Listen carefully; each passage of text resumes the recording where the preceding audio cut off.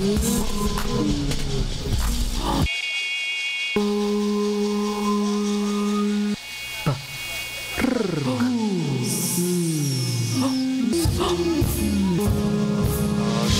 griešanas iekārta. Kāļu zāles esmu tik veidot brāļu kapā atsācis.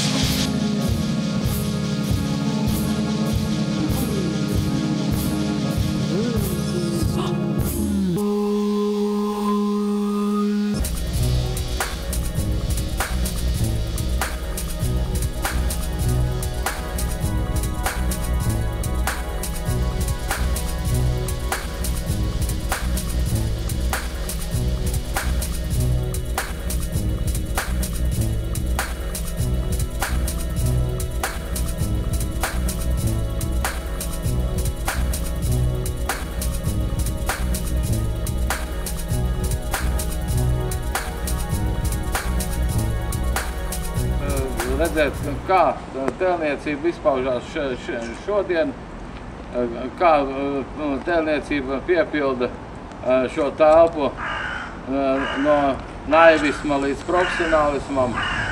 Tagad jūsu acu skatienam ir pavērušies dažādi darbi, dažādas filozofijas, dažādas akmens apstrādes tehnikas.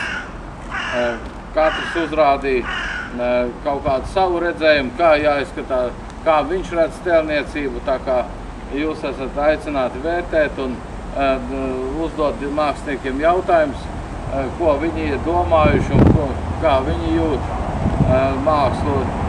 Tas ir Genādijs Stepānov vēsturiskais apskats latviešu akmens mākslā, gan akmens apstrādē, amatniecībā.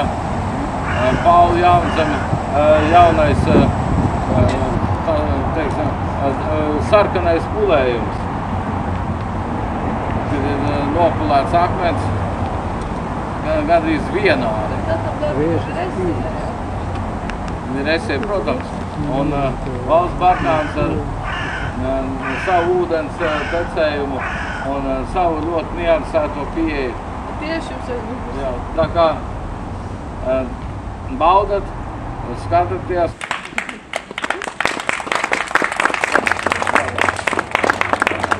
Jo, teiksim, to vasaras sezonu kā pasākumu, kā pasākumu kopumu mēs aizsākām pagājušo gadu, un tad tika paplašināta, skvērs Braseloni, un tur bija papildināts ar akmens tēlniecības darbiem, kā arī ar grafitī darbiem. Tā kā šogad mākslas dienas simpozija ietvarā tika tapa grafitī māksla, ko mēs arī varam redzēt šeit. Un viss šī gada projekts ir šis skvērs tieši, kas ir Kāļu salas darbnīca. Tad, protams, ka tas bija diezgan loģiski, kad simpozijas norisinājās tieši akmens tēlniecībā.